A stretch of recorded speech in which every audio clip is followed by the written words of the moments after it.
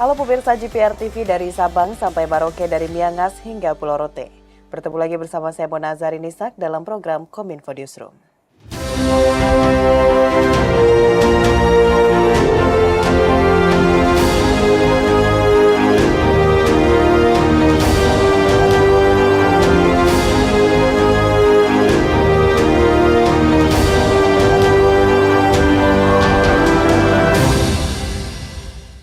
Pemirsa, kita ke informasi pertama. Menteri Komunikasi dan Informatika Budi Aris Setiadi menanggapi peretasan akun Instagram Menteri Koordinator Bidang Politik, Hukum dan Keamanan Mahfud MD.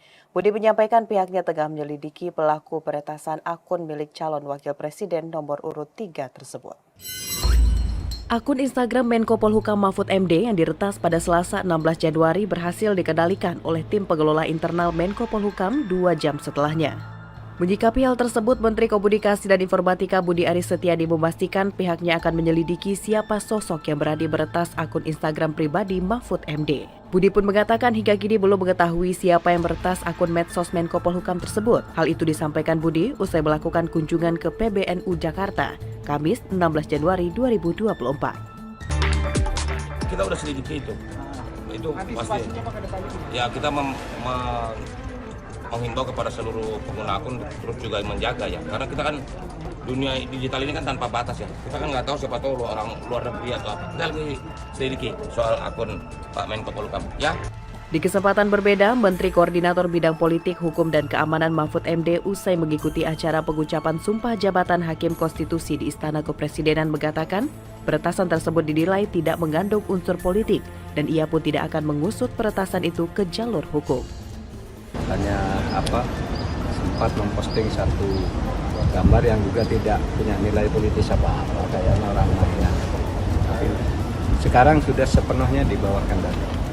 Ini kan baru satu yang gitu tuh kan banyak, politisi banyak, tokoh-tokoh figur publik juga nah, itu biasa, orang nakal gitu. Menteri Kominfo mengatakan bahwa kabar isu mundurnya 15 Menteri Kabinet Indonesia Maju merupakan kabar hoaks. Ia menegaskan hingga saat ini seluruh Menteri Kabinet Indonesia Maju masih tetap solid dan tetap kompak membantu Presiden Joko Widodo hingga akhir masa jabatan. Menanggapi isu yang beredar terkait dengan mundurnya 15 menteri dari Kabinet Indonesia Maju, Menteri Komunikasi dan Informatika Budi Aris Setiadi membantah dugaan tersebut dan menegaskan bahwa isu tersebut adalah hoaks. Hingga saat ini seluruh menteri di Kabinet Indonesia Maju masih tetap kompak dan solid membantu Presiden Joko Widodo dalam menyelenggarakan pemerintahan hingga akhir masa jabatannya. Dalam konferensi persnya, Menkominfo mengatakan kabar yang beredar terkait 15 menteri akan mundur merupakan opini dan bukan fakta.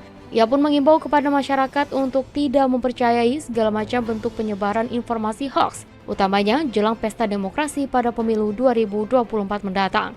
Kami ingin menyampaikan sebuah pernyataan tentang isu-isu yang beredar mengenai mundurnya menteri di pemerintahan Kabinet Indonesia Maju. Bahwa isu mundurnya menteri bahkan jumlahnya sampai 15, terus sekarang turun jadi 5, itu adalah isu yang sama sekali tidak benar. Karena pemerintahan Pak Jokowi Ma'ruf Amin, Kabinet Indonesia Maju tetap solid dan saat ini seluruh menteri tetap fokus kerja. Fokus kerja. Termasuk saya sudah komunikasi dengan Bu Retno misalnya, Menlu, yang sudah diisukan mau mundur. Beliau ini sedang mempersiapkan diri untuk debat Dewan Keamanan PBB tentang Gaza dalam waktu ke depan ini. Jadi isu-isu ini tolong diluruskan ke masyarakat. Pemerintah akan segera membuka tahapan seleksi calon aparatur sipil negara atau CASN tahun 2024 pada bulan Maret 2024 mendatang dan dilaksanakan dalam 3 periode. Ada sebanyak 2,3 juta formasi yang akan disiapkan untuk putra-putri terbaik bangsa.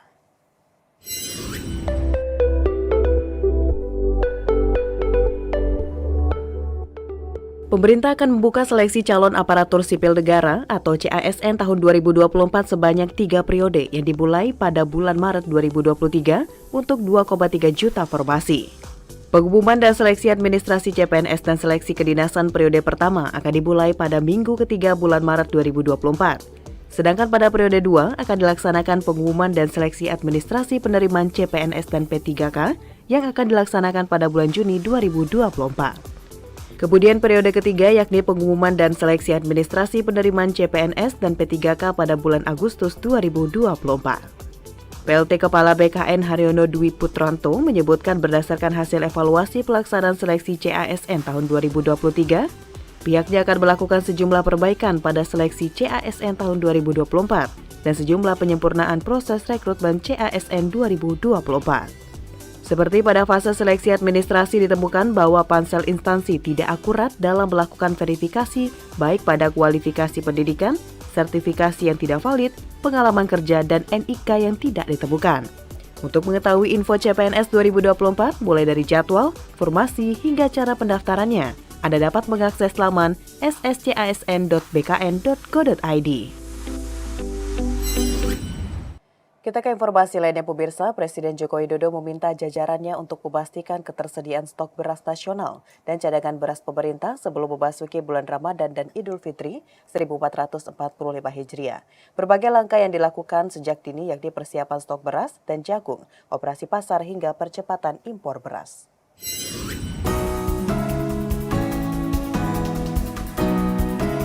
Pemerintah saat ini telah mulai membahas persediaan bahan pangan untuk menyambut Ramadan dan Lebaran Idul Fitri 1445 Hijriah. Menteri Perdagangan Republik Indonesia Zulkifli Hasan usai mengikuti rapat terbatas terkait ketersediaan stok beras nasional dan cadangan beras pemerintah yang dipimpin Presiden Republik Indonesia Joko Widodo menyebutkan, beberapa persediaan yang dibahas yakni stok beras dan jagung karena jagung merupakan pakan ayam petelur, operasi pasar hingga skema masuknya beras SPHP ke pasaran. Persiapan untuk beras yang masuk ke pasar seperti SPHP dan lain-lain tadi. Tadi diputuskan mempercepat yang beras sudah diputuskan tahun lalu tapi di delay pelaksanaannya pada tahun 2024 yaitu 600.000 ton beras agar dipercepat masuknya. Juga yang baru kami di Kemendak udah semua dikasih. Hanya memang perlu waktu untuk di pelabuhan itu bongkar muatnya. Selain 600 kan tambahan 2 juta beras gitu. Juga tadi dibahas jagung karena perlu sekali untuk pakan ternak dan ayam petelur dan juga ayam potong. Kira-kira itu intinya.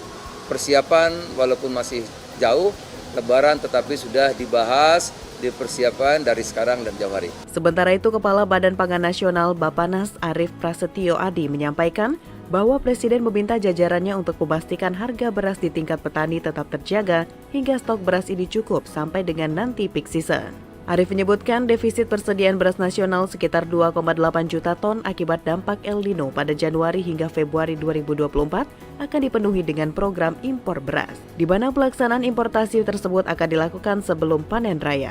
Dari Vietnam, dari Thailand, kemudian tadi kami juga melaporkan bahwa akan memfollow up beberapa yang sudah dengan Pak Presiden, yang dari Cina, kemudian dari Thailand dan Vietnam. Jadi, tapi ada catatan masuknya kalau boleh sebelum panen raya. Ya. Sebelum panen raya udah harus masuk. Pemirsa, usai jeda pariwara, kami akan kembali dengan informasi lainnya. Tetaplah bersama Kominfo Newsroom.